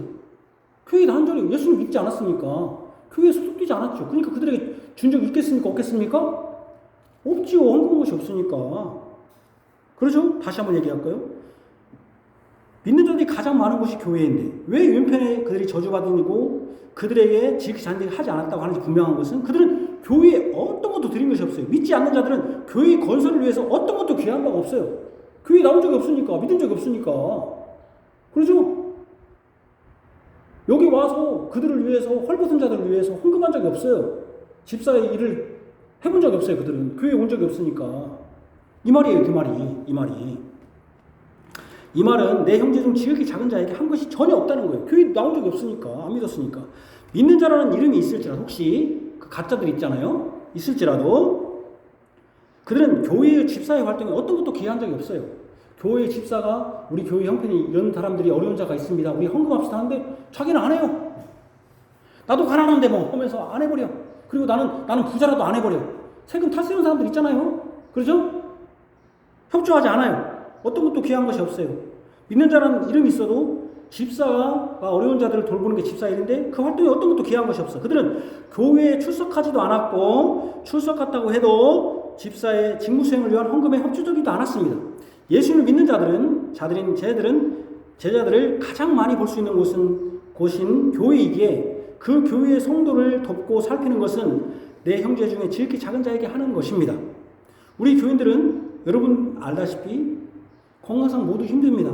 건강상 힘드니까 모두 힘들겠어요. 당연히 건강이 안 좋으면 일을 못하니까 경제적으로 여러분 힘들겠죠. 우리 교인들은 다 경제에 힘듭니다. 그러니까 다 도와야 할 분들이에요. 도와야 돼요. 건강한 사람이 청소를 해도 더 열심히 해야 돼. 대충 하면 안 돼. 청소를 해도. 왜? 몸이 안 좋은 사람은 하고 싶어도 못 하니까. 도와야 돼요. 사람들은 힘 있는 자와 자신에게 이익이 있는 자에게는 잘합니다. 잘해요. 자기들 이익이 있으니까. 내가 얘기하잖아요. 고관 위에 있는 개새끼가 죽으면 위로하면서 많이 오는데 고관 대작이 죽으면 그 본인이 죽으면 안 온다고. 또 개새끼라면 안 되겠네요. 강아지가 죽으면. 그런데 예를 들면 가난한 사람이 죽어도 거기는 안 가. 왜? 그 사람 가봤자 나중에 나한테 돈 줄 일이 없을 텐데. 그러니까 자신에게 이익이 있고 힘 있는 자에게는 아주 잘합니다. 하지만 자신보다 약하거나 이익이 없다고 여기면 하대하거나 무시합니다. 그것은 왼편한 사람들이 하는 행동입니다. 그렇게 해서는 안 됩니다. 물질적으로 도울 것은 도와야 하고 그것은 헌금으로 나타나야 됩니다. 교회에 가난한 자도 있구나. 저 사람을 위해서 내가 헌금해야겠구나. 그러니까 내가 그들을 위해서 나는 그들보다는 부자지. 내가 그들을 위해서 헌금해야겠다. 이렇게 해야 됩니다. 그러니까 여러분 세금도 더 많이 내잖아요. 부자들이. 말로써 위로해야 되고 또 어떤 때는 말로써 위로해야 돼요. 얼마나 차별받고. 여러 불편함 중에도 무시당하거나 하대받았다는 마음을 받게 해서는 안 돼요. 가난하고 몸이 불편할수록 자존심이 더 강해요. 장애인들이 얼마나 자존심이 강하다고 여러분들. 진짜 강해요. 여러분들 장애인일수록 비장애인보다 엄청 강해요. 가난한 사람들은 진짜 가난한 사람 기초생활 대상자 진짜 않는다잖아요. 왜냐면 자기가 이 가난하다는 게 들킬까봐. 진짜 자존심이 강한단 말이에요. 그분들에게 가장 기분이 상하고 성질나는 게 뭐냐면은 무시당하는 거예요. 무시하면 안 돼요. 사람을 무시하거나 존중하지 않으면 안 돼요. 교회 와서도 무시는 하지 않지만 교회에서 무시당하는 방법이 있어요. 그게 뭔지 아십니까? 무시는 하지 않지, 교회는. 근데 어떻게 하면 무시당하는 줄 아세요? 네? 네? 그러니까 차별을 안 치. 내가 정문동도님 차별은 안 해. 뭐 누구를 이렇게 차별은 안 해. 근데 차별받는다고 느낄 때가 있어요. 어떻게? 제가 정문이 형님보다 야 너 어떻게 그렇게 걷냐 이놈 자식아 바로 차진 않아요. 그러나 어떻게 때 차별받냐면 나는 가난한데 목사님이 부자를 막 더 챙겨. 오셨어요. 그래서 막 더 챙겨. 그러면 자신 느끼 내가 가난하니까 목사님 나한테는 저렇게 안 누구나 느끼는 것이죠. 그죠? 차별받고 느끼는 것이 무시받았다고 느끼는 것이죠. 부자들은 막 저렇게 목사님도 저렇게 하는구나 부자들한테는. 근데 나한테는 한 번도 안 오더만 나한테는 별것도 아니네. 저 사람 돈 많은 게 저런 것인가? 이렇게 느끼는 것이죠. 그럴 수 있다는 것입니다. 그렇게 해서는 안 된다는 거예요. 교회 안에 있는 모든 자들은 예수님의 형제요 지극히 작은 자인 제자들입니다. 어떤 분들은요 이런 얘기를 해요. 명절 때 야 교회로 나와야지. 우리가 다 진짜 형제가 여기 있는데 뭔 만나러 가냐. 물론 여러분들이 혈연관에 있는 일가 친척을 만나는 것도 저는 뭐 있다고 봅니다. 그러나 진짜 우리 가족은 교회라는 거죠. 교회. 그렇기 때문에 서로 도와야 하고 서로 위로해야 하며 서로 사랑을 베풀어야 합니다. 서로 도와야 되고 위로해야 되고 사랑을 베풀어야 돼. 이것이 누구 안에서? 교회 안에 있는 성도들. 아까 제가 얘기했죠. 그럼 교회 밖에 있는 사람은 어떻게 하냐? 교회가 할 게 아니라 어떻게 한다고 했죠? 제가 개인이 할 수 있다. 여러분들 개인이 도울 수 있어요. 왜냐면 우리가 사람을 도울 수 있는 양심을 주셨잖아요. 우리가 자비로움을 주셨잖아요. 개인이 할 수 있는 거예요. 또 어떻게 할 수 있다고요? 세금을 성실하게 내면 돼요. 세금을 성실하게 내서 지금 우리가 잘 살잖아요. 돈을 많이 주잖아요. 그죠? 그러나 교회의 창고는 함부로 그렇게 하면 안 된다. 교회 창고는, 교회의 국가는 그렇게 막 하면 안 돼요. 그것이 예수님을 믿는 제자들의 삶이요, 예수님을 믿는다는 증거입니다. 그래서 저는 그런 생각을 해요. 지금 정치도 어떤 정당이 진짜 기독교적이면서도 가난한 자들을 돌보는 정당인가? 잘 살펴야 돼요, 여러분들이. 그래서 내가 진짜 부자 동네는 그 정당을 지지해야 돼요. 우리나라는 반대잖아요. 진짜 부자 동네는 세금 깎아주는 데만 지지하잖아요. 그것이 예수님을 믿는 제자들의 삶이요, 예수님을 믿는다는 증거입니다. 믿음은 행함으로 증명되며 그 행함은 교회 안에 있는 이 이렇게 작은 자인 제자들에게 어떻게 대하고 돕느냐로 증거드릴 수 있습니다. 지금 교회는 부유합니다. 옛날보다 정말 부유합니다. 물론 우리 교회처럼 교회도 가난할 수 있습니다. 우리 교회는 참 가난하잖아요. 뭐 가난할 수밖에 없죠. 교인들이 가난하니까. 하지만 많은 경우 교회가 과거보다 풍부해졌습니다. 어떤 교회는 교인은 가난한데 교인은 부자인 교회가 있어요. 진짜. 교회는 엄청 커져가지고 5,000명, 10,000명이 뭐 1,000명, 10,000명 되는데 교인들은 다 가난해 개인적으로. 어쨌든 교회가 과거보다 풍부해졌어요. 그러면 어찌해야 합니까? 그 교회는 부해졌으니 그 교회 안에 성도들은 가난한 자들이 여전히 있어요. 근데 교회는 진짜 부자인데 그 교회 안에 있는 성도들은 가난한 자들이 여전히 있어요. 그럼 어떻게 해야 됩니까? 그들을 도와야 합니다. 과거에 우리나라는 가난했습니다. 제가 한 예를 들게요. 이거 예를 들게요. 과거에 우리나라 자체가 가난했어요. 찢어지게 가난했어요. 그래서 가난한 자들에 대한 복지를 생각할 여력 자체가 없었어요. 옛날에는 내가 먹고 살기 힘든데 지금 나라가 망했는데 무슨 가난한 자들을 위해서 나라가 지금 절단나게 생겨갖고 나라가 식민통치 6.25 이렇게 절단났는데 뭔 가난한 자들, 뭔 장애인들, 예? 다 가난한데 나라 돈도 없는데 그래서 여력이 없었어요. 근데 지금은 그때보다도 부유한 나라가 되었습니다. 부유한 나라가 된 만큼 우리나라 안에 사는 국민들을 위한 복지가 많이 향상됐어요. 제가 우리 아들을 제가 이제 교육을 하다 보니까 제가 너무 부럽더라고요. 저는 돈이 없어가지고 우리 아버님이 동생한테 형한테 돈 달라고 그 창피를 당하면서 했는데 제가 우리 아이한테 야 요즘은 돈 없어서 공부는 못하진 않을 것 같아요. 그랬더니 그렇긴 그렇지. 근데 플러스 알파가 있지. 플러스 알파가 뭐예요? 사교육. 그리고 저희 아이는 뭐 지금까지 한 번도 사교육이라는 걸 안 해봐갖고 저는 아이한테 그랬더니 아빠 나 같은 사람 없어. 아빠 나한테 감사해야 돼. 그렇지 고맙다. 그 돈이 없어서 교육을 못 받는 일은 없도록 했어요. 우리가 고등학교 때까지 쭉 공짜예요. 그다가요 교복도 돈이 없어서 못 입게. 저는요 어렸을 때요 제가 원고 다닐 때 그 체육복을 갔는데요 신정리 한종섭이라고 그분이 그때는 기지바지가 유행했어요. 기지바지가.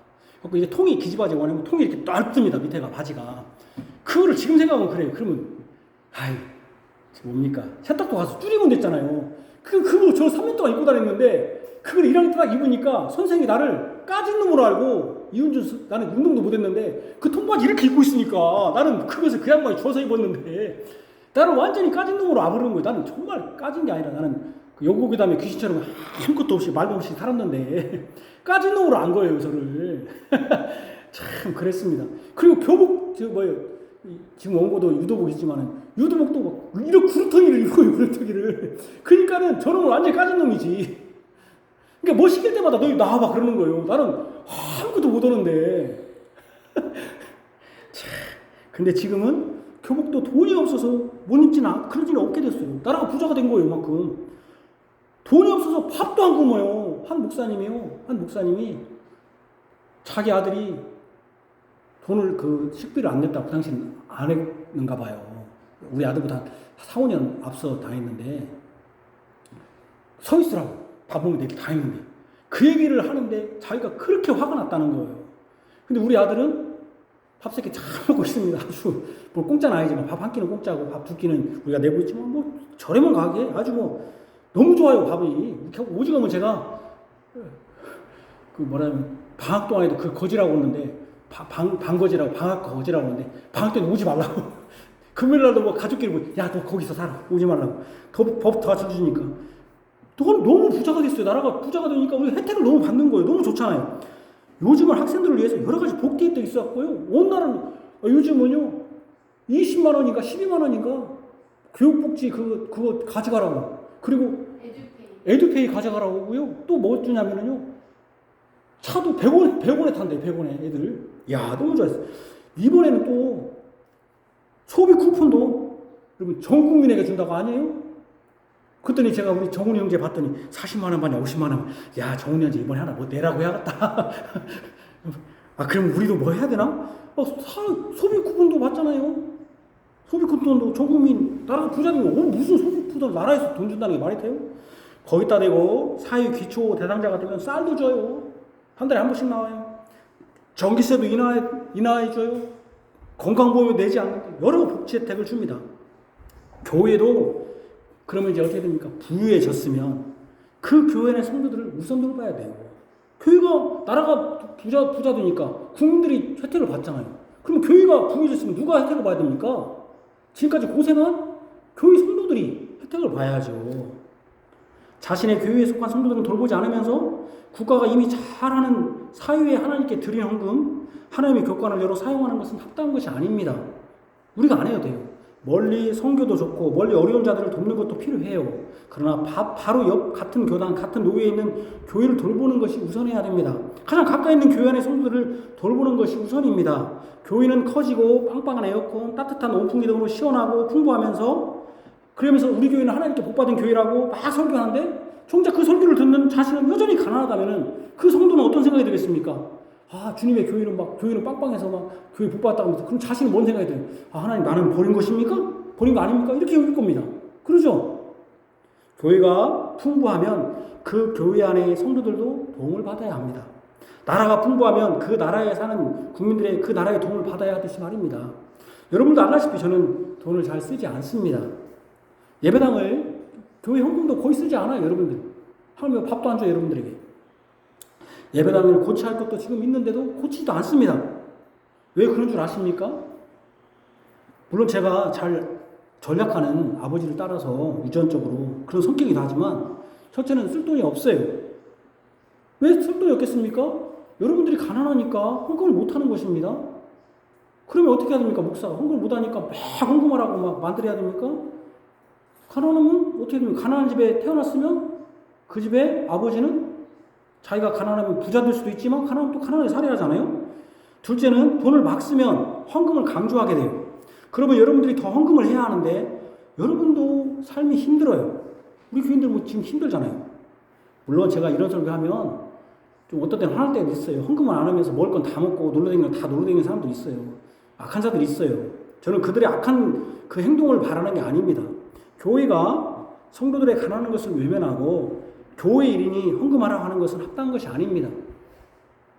우리 교회 성도들이 다 가난하기 때문에 최소한의 헌금만 하는 것이고 그래서 우리는 최소한의 헌금 목록만 있잖아요. 우리처럼 헌금 목록이 적은 돈도 없으면서 헌금 목록이 이렇게 적은 교회도 없어요. 최소한의 헌금 목록만 있는 거예요.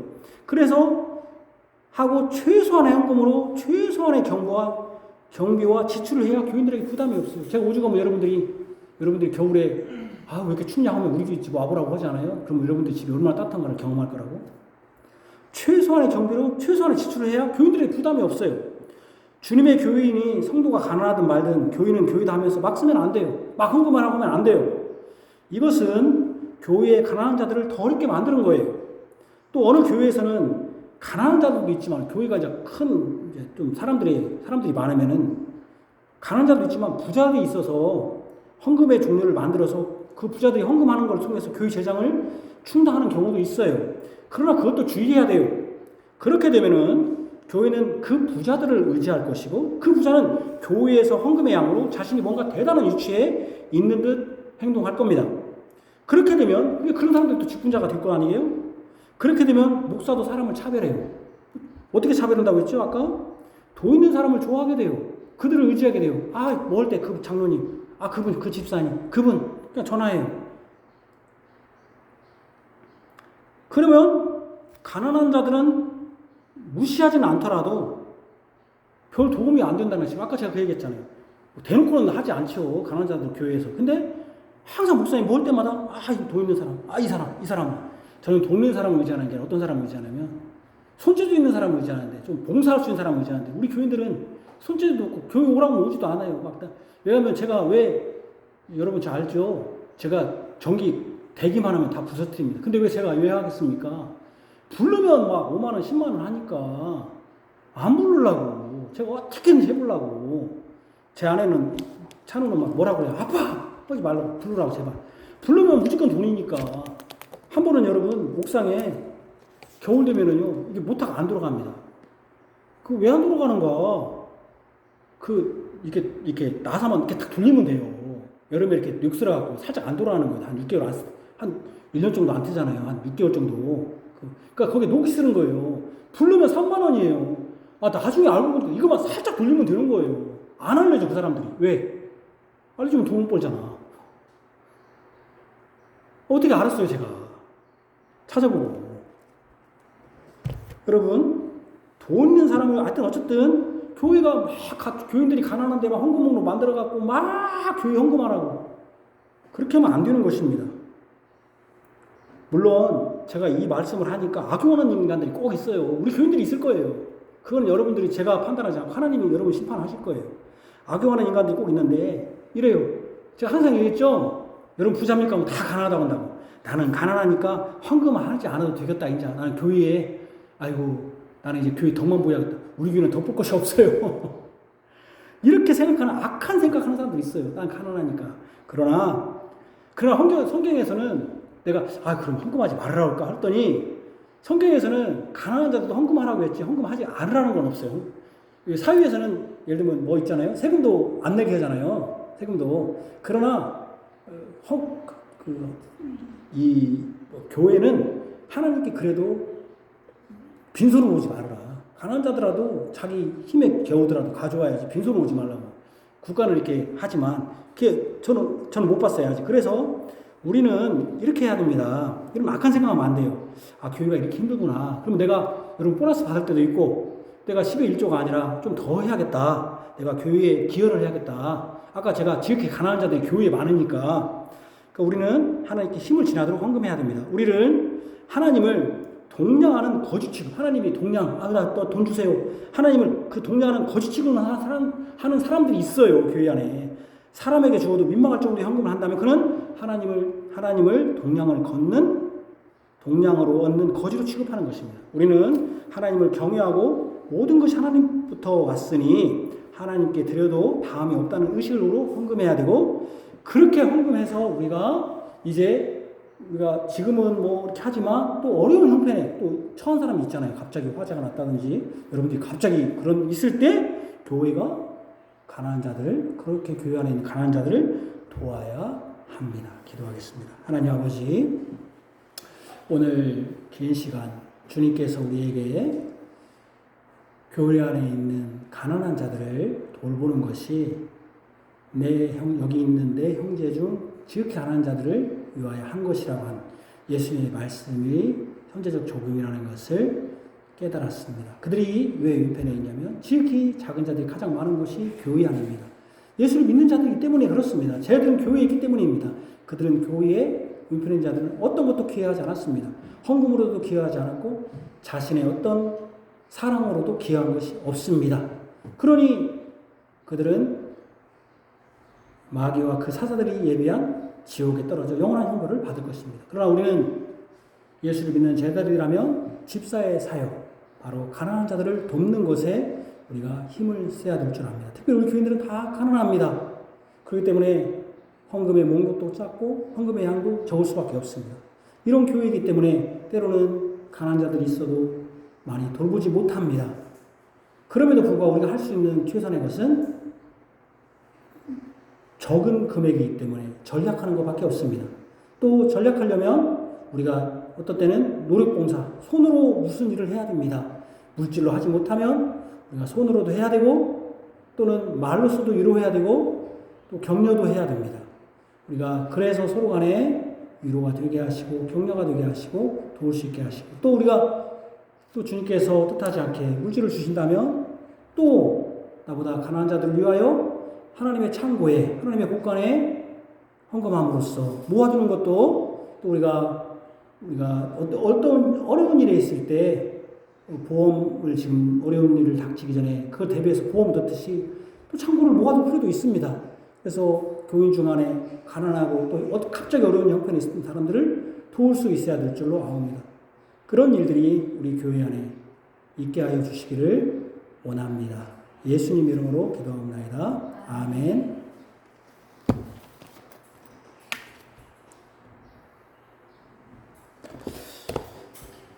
찬송가 139편입니다. 시편 139편.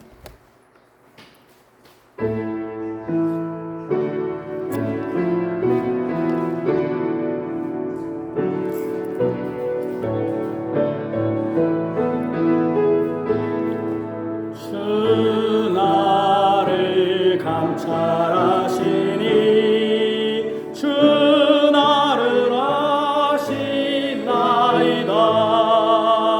나 안고 일어서 말며 멀리서 나의 생각을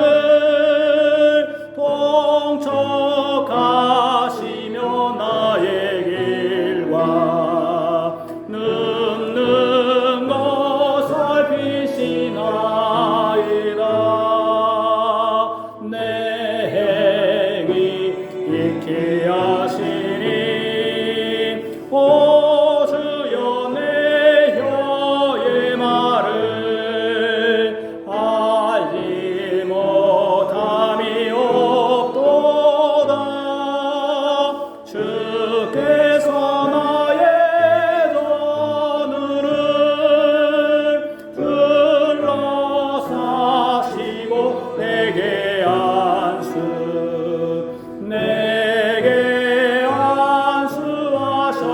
안수하셨나이다. 이신 너보기에 나는 이미 치지 못해. 나 주의 신을 떠나서 어디로 피하리까.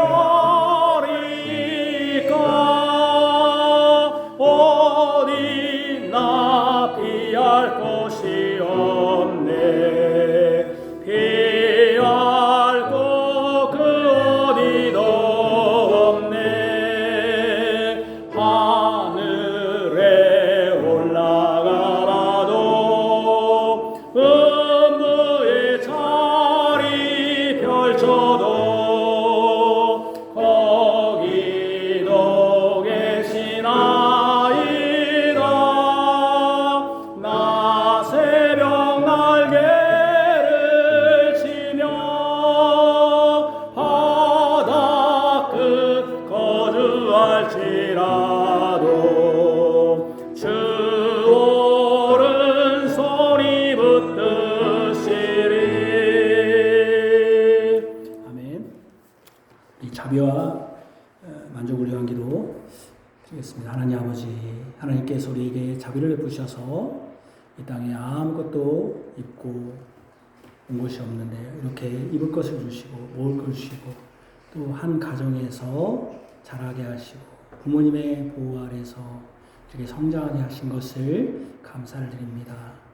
또 우리에게 감사할 것은 우리 구주 예수 그리스도를 믿음으로 우리가 이 자비의 사역을 하나님을 믿고 내 이웃을 내 몸과 같이 사랑하시는 이 자비의 사역을 감당해야 된다는 것을 깨닫게 하신 것을 감사합니다. 교회 안에 가난한 자들이 있습니다. 우리가 그들을 바로 도울 수 없을지라도 우리가 특별하게 또 헌금을 통해서도 도울 수 있고 또 우리가 우리 개인으로도 보험을 넣어서 미래를 준비하듯이 하나님의 창고에 우리가 전략하여서 모아두어서 나중에 우리 교우들 중에 참으로 어려운 중이 있다면은 그들을 도와야 될 줄로 아옵니다. 특별히 우리 자녀들이 이 세상에 살면서 어려움에 당하지 않도록 하시고 그들이 환난에서 벗어나게 하시며 또 여러 가지 하나님을 믿는 것에서 장애되는 것을 제거해 주시고 특별히 우리 교우들 건강이 여러 가지로 약하오니 주여 건강을 회복하게 하시고 더 악화되지 않게 하시며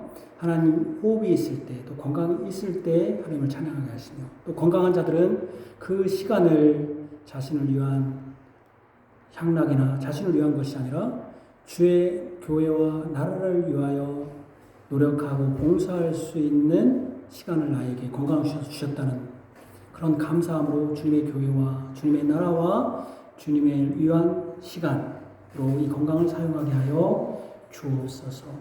주님께서 또한 우리에게 주신 것을 만족할 수 있는 그러한 마음을 주시옵소서. 욕심은 끝이 없고 더 돈에 대한 욕심은 끝이 없으나 이 땅에 나그네로 살면서 순례자의 삶을 살면서 하나님 나라를 바라고 영원한 보호와 예수 그리스도를 얻은 것을 기쁨으로 알고 만족한 삶 살게 하여 주시고 비교하면 항상 마음이 상하고 또 기분이 상하지만 허탈하지만 하나님을 믿으면은 어떤 것도 비교 대상이 되지 않는 하나님만 믿으면 하나님을 바라보면 우리가 만족할 수 있을 줄 압니다. 하나님으로 만족하게 하여 주옵소서. 예수님 이름으로 기도합니다. 아멘.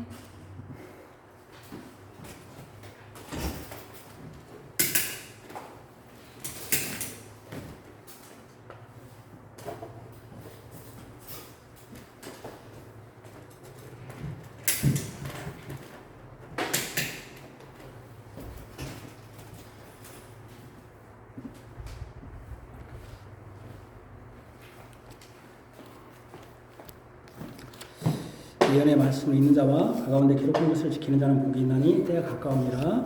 아멘. 찬송가 187장입니다. 187장.